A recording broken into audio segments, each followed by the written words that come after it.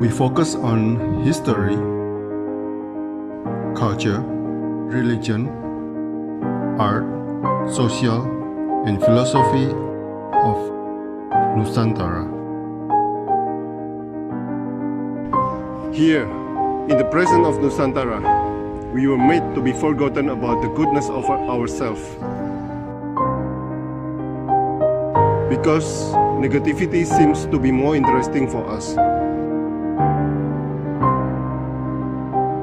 Now, I'm Sutoyo Raharto and friends, assist you, to remind you, to awaken you that we still can find the gems of Nusantara. They are the great sights of Nusantara.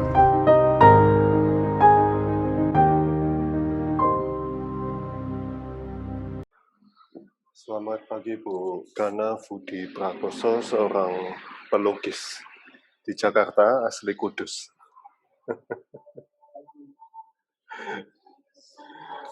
Ibu, di satu karya Ibu menulis, kita hidup dikelilingi oleh gunung-gunung.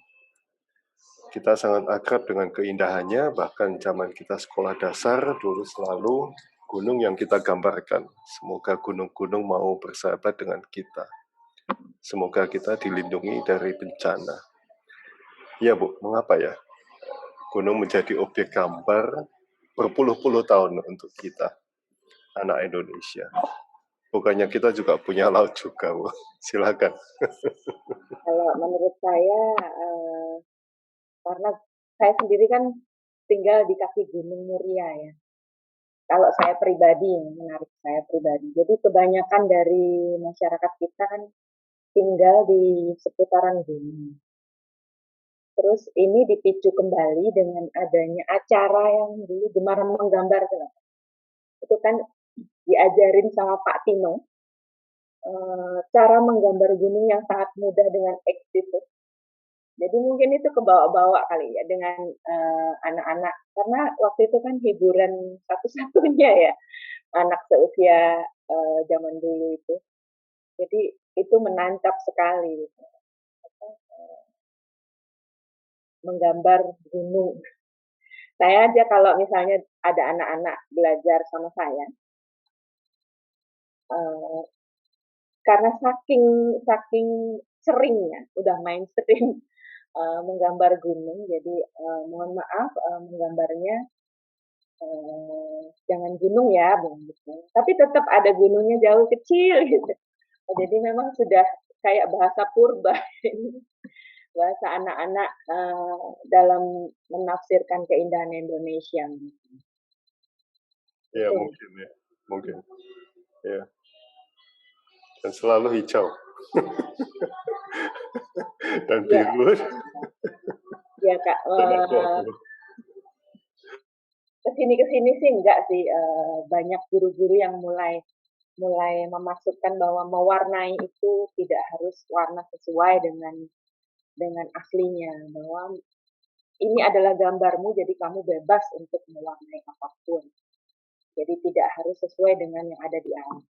Mungkin bisa jadi gunungmu berwarna pink, itu juga nggak jadi masalah karena ini adalah gambar saya dan bukan apa yang ada di alam. Jadi seni itu kan kognitivo sensitif.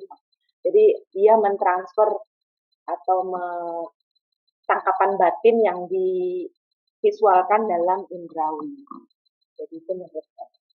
Itu yang bilang Bapak Bambang Sugiharto ya, seorang doktor insinyur. Ibu sendiri mengajar lukis di sekolahan? Saya part-time mengajar kesenian dan juga membuat satu tempat untuk belajar di rumah. Itu sudah lama memang. Karena menurut saya apa yang kebiasaan seseorang itu harus ditransfer, harus disebarkan. Jadi saya membuka itu dan juga membuka ruang untuk berbagi ilmu, namanya ruang garasi. Apa saja bisa dibagikan di situ, siapapun boleh. membagikannya. Dan itu gratis untuk yang mau belajar. Dulu saya membuka untuk belajar itu gratis, tapi nggak ada yang datang, Pak. Karena saya tinggal di Jakarta Selatan. Dipikirnya saya hanya mengajarkan ecek-ecek, ibarat katanya gitu ya. Padahal saya ingin berbagi sebenarnya. Karena menurut saya punya ilmu itu harus dibagi supaya lebih bermanfaat buat yang lain. Terus akhirnya membayar seikhlasnya. Akhirnya mereka sendiri yang menentukan. Jadi berubah-berubah ya. Dan berbayar malah banyak yang datang. Berbayar malah ada karena mungkin mereka malu kali ya. Kalau datang cuma gratisan atau bagaimana. Memang beda-beda di setiap wilayah ya. Mau digratiskan, tapi saya tinggal di daerah Kebayoran Baru, Jakarta Selatan. Yang notabene orang-orangnya kalau mau keluar itu pasti dia tahu orang mau pergi ke toilet aja berbayar. Masa ini mau belajar tidak berbayar? Oke. Air, Bu. Air itu mendominasi hampir seluruh karyanya Ibu. Air sejatinya adalah berkah, kata Ibu. Kelimpahan air adalah peringatan. Sudahkah kita syukuri terhadap kesejatiannya? Mari kita berkaca atas apa yang ada. Sudahkah syukur itu ada? Bagaimana menyikapi ini, Bu? Di satu sisi bisa menjadi sebuah berkah, sisi lain bisa menjadi suatu petaka. Ini kelihatannya bencana Palu ya.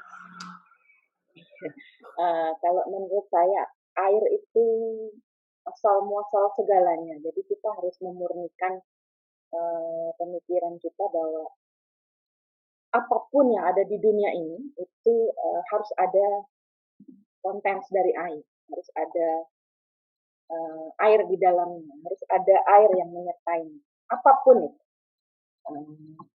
Dan kita sendiri 70% ya air. Dan di muka bumi ini juga 70% air yang ada di di dunia. 70%-nya itu air, 30%-nya itu daratan. Dan konten air ini adalah energi. Dan menurut saya energi yang terlihat itu cuma air. Energi lainnya kan kasat mata ya, tidak terlihat. Jadi kita sepertinya diharuskan untuk belajar melalui air, sifat-sifatnya. Dan sifat-sifatnya itu sudah jelas banget gitu. Sementara kita yang manusia ini kadang menyalahinya karena menurut saya itu ini saya setiap bikin karya itu mungkin sudah ada di dalam buku, tapi saya satu persatu mencoba untuk menyelaminya, mencoba untuk merasainya walaupun belum sempurna. Di mana air itu wangi. Waktu itu saya pertama kali naik habis pameran dari Bentara, kehujanan, nggak ada si tukang ojeknya ini nggak pakai jas hujan. Dan saya membawi wangi yang luar biasa, di mana saat pertama air itu bertemu dengan tanah. Baunya itu sangat-sangat menenangkan. Jadi di situ saya kasih note satu, air itu wangi. Air itu terus kemudian jalan lagi. Itu nggak dalam 1 hari atau 2 hari, lama Pak. Saya 6 bulan untuk mencoba. Saya nggak langsung menggambar, saya mencoba untuk tahu apa sih air ini, apa sih ini. Karena dalam berkarya itu kan banyak pintunya ya. Nah, pintu yang coba saya jajakin adalah air ini. Ini masa, kalau flashback ke zaman saya kecil dulu, bahwa air itu, kami pernah kesusahan air. Karena saya ada di atas dataran yang tinggi, sedangkan air itu masuk ke jurang. Desa saya namanya desa jurang. Jadi di bawah, jadi kita itu tinggal di atasnya air. Jadi airnya itu tak ada hujan. Jadi setiap kemarau kita kesusahan air. dan harus menimba, harus itu zaman saya kecil gitu. Kalau sekarang sudah ada PDAM sih. Dari situ coba coba saya urai tentang air ini. Luar biasa Pak, luar biasa. Ternyata memang keterikatan kita dengan air itu tidak tidak bisa dilepaskan. Dan konten air itu dari zaman pertama dia diciptakan sampai sekarang itu tidak berubah. Tapi karena tidak berubahnya itu, sehingga sekarang krisis air sudah mulai terjadi karena satu, manusianya yang tambah banyak, penghuninya yang tambah banyak, sementara konten air bersih itu cuma ada 2-3% di dunia. Lainnya tuh air asin. Jadi jadi bukan salahnya si air ini, tapi salahnya kita karena tidak menjaga lingkungan, juga yang terjadi peledakan penduduk yang luar biasa, sehingga air itu royokan kita gitu. Karena hukum tadi, air dari zaman dia diciptakan sampai sekarang tidak mengalami perubahan. Yang meledak itu orang-orangnya. Gitu Pak. Dan air ini adalah sesuatu yang mudah adaptasi. Makanya manusia itu jadi mudah beradaptasi karena 70% dari diri manusia itu air. Bahkan bisa diajak ngomong. Bapak pernah dengar Ya, katanya. sama seorang peneliti dari Jepang, Betul. Masaru ya. Dia apa namanya, bahwa air itu kalau kita ajak bicara, dia akan molekulnya jadi teratur. Kalau kita umpat-umpat itu air, maka dia akan ngaca. Itu juga dipakai untuk air heksagonal, Pak. Cara memutarnya, jadi udah jadi industri itu. Cara memutarnya itu pun ada ininya, kalau kan ikatannya H2O, oksigen yang mengikat dua hidrogen. Nah ini jadi ke arah biologi Pak. Jadi Apa? Berarti ini Ibu benar-benar riset tentang air ini. memang bukan riset ya, bukan riset beneran sih Pak, cuman membaca, mengumpulkan data, jadi tidak semata-mata melukis, tapi saya ada banyak literatur yang saya baca. 6 bulan itu yang saya kerjakan itu hanya membaca, tidak berkarya, tapi menemui satu persatu airku. Makanya Bapak banyak lihat di IG saya menemui satu persatu airku yang selalu berubah tiap harinya. Saya sampai ke Padang menemui air yang bergejolak. Saya sampai ke Mediteran menemui air yang sangat tenang. Ternyata kan air itu bergelombang dan tidaknya karena salinitasnya atau kegaramannya. Semakin kegaramannya dia rendah, maka air itu bergejolak. Kalau semakin kegaramannya tinggi, maka air itu tenang. Yang terjadi di Laut Mediteran itu saya ke Tunis, itu kita gampang ngapung, Pak. Nah, dari situ saya cuman berasumsi bahwa ini garamnya tinggi gitu. Secara bodoh-bodohannya gitu, tanpa ada penelitian yang pakai lab ya Pak. Mungkin kalau pakai lab kan jauh lebih complicated dan lebih bagus. Saya hanya dari pelajaran-pelajaran SMA saya buka, kalau kita gampang ngapung berarti dia mengandung garam yang sangat tinggi. Dan memang tidak ada ombak yang jadi ombaknya itu kecil dan airnya lebih hangat. Sementara kalau kita pergi lebih menyerap panas ya. Iya, lebih menyerap panas. Termalnya itu memang ada. Dan kemarin saya ikut webinar tentang biomolekuler sama Bapak Niko Wanandi, yang dia saintis tentang molekul ya, biomolekuler. Ternyata dulu saya berpikir kalau di Dead Sea itu tidak ada kehidupan, karena kan air garamnya itu sangat sangat tinggi sekali gitu loh. Ternyata di situ tetap ada kehidupan yang bisa menyesuaikan. Jadi karena kontennya air tadi, adaptif lah segala macam makhluk hidup itu. Wow, wow. Sampai riset segini jauh untuk sebuah karya. Dan menurut saya jadi seniman itu memang harus tahu berbagai macam sudut keilmuan Pak, tidak hanya gambar saja gitu loh, karena semakin kita mengorek-ngorek itu semakin menarik Pak. Bahkan kita jadi begini ya, akhirnya terus kita mengorek-ngorek gitu akhirnya.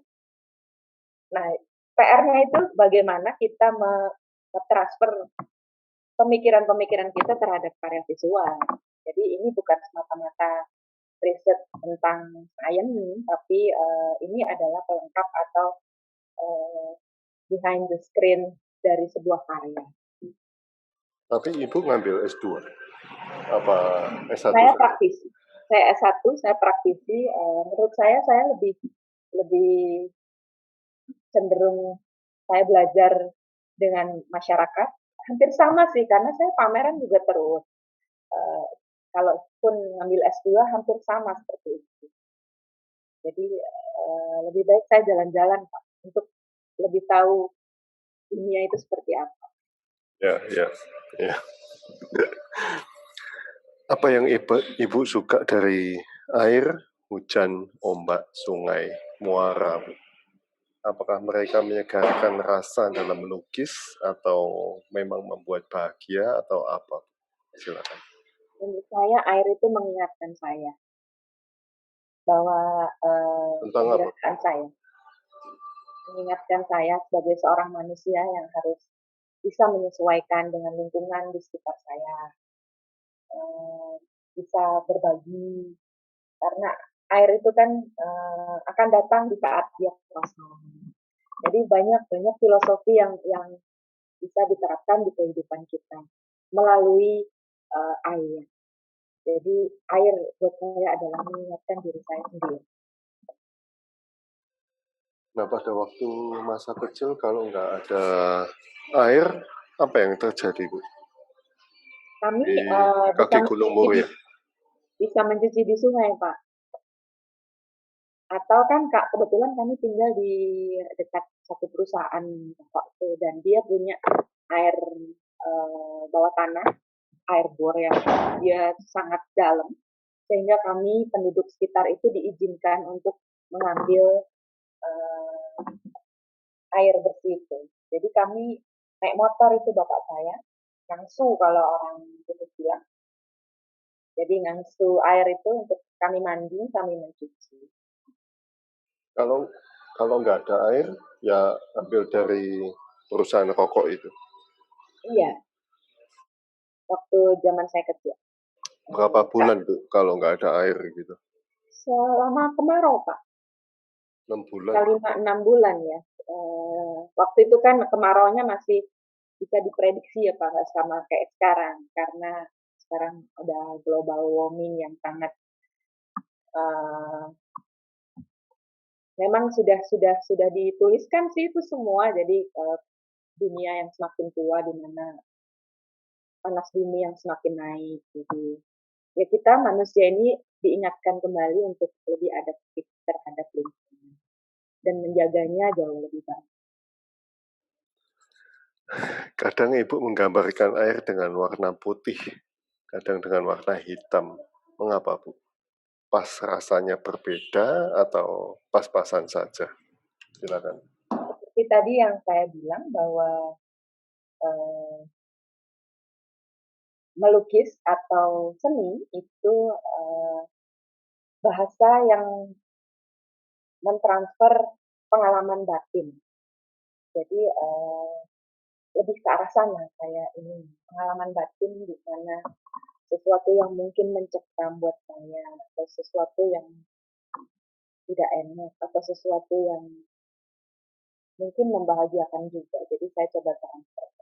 Tapi bukan karena dipas-pasin, tapi itu bahasa yang namanya, yang saya ambil untuk mentransfer apa yang menjadi pengalaman batin saya.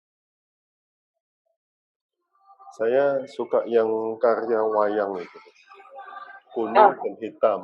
Ya. Itu gini Pak, itu waktu itu adalah shadow batik. Waktu itu saya short residensi di Jogja. Kebetulan saya terpilih dan kan jadi diundi gitu di sana. Saya tidak tahu saya harus berkolaborasi dengan siapa. Kebetulan saya dapat kesempatan berkolaborasi dengan seniman batik di Jogja.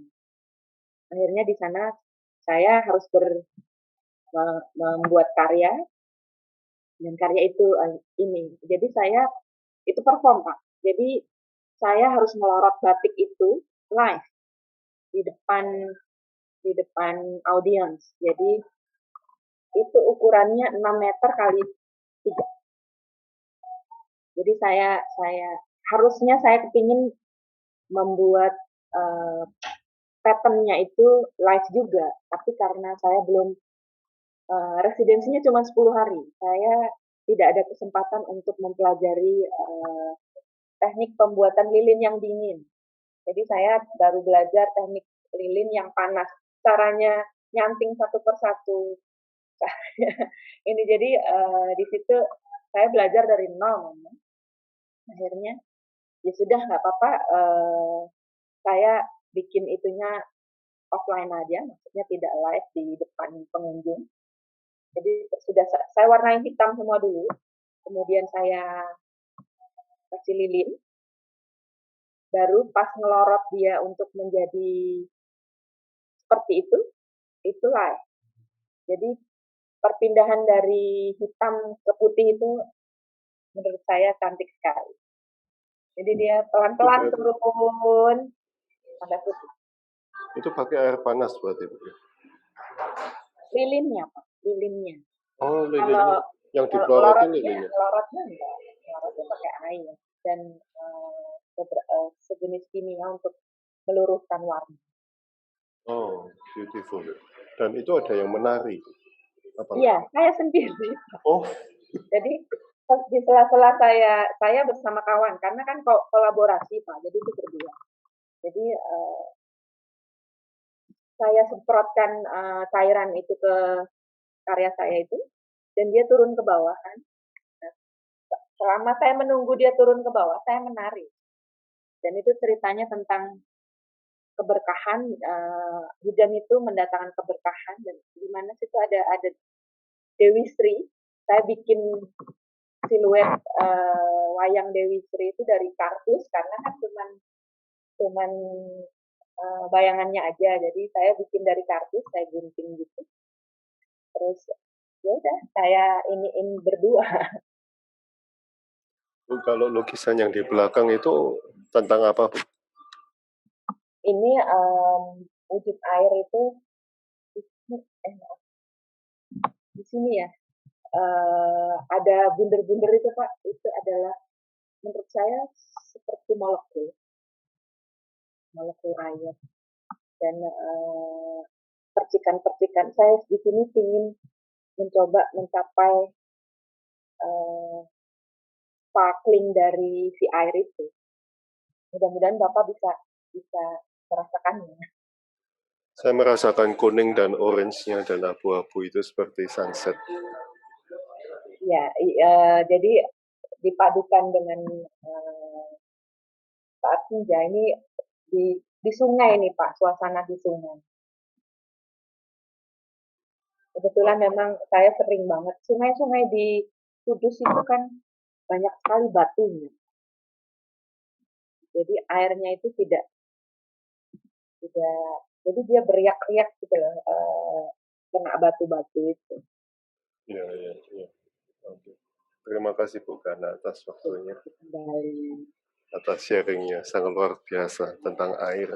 Wow. Mudah-mudahan ada manfaatnya. Tapi sebenarnya kalau dibedah masih banyak Pak untuk air ini. Tapi nanti satu hari nggak cukup. Karena saya 6 bulan ini. Harus menyiapkan materinya Bu. Nanti saya carikan seniman yang ada hubungannya dengan air juga. Ya, Jadi bisa dikolaborasi. keren, Pak. Keren. Saya open sih. Semakin ditantang kayaknya semakin menarik. Thank you, Bu Gana. Terima kasih. Kita ketemu lagi di WhatsApp. Oh ya, terima kasih kembali Pak.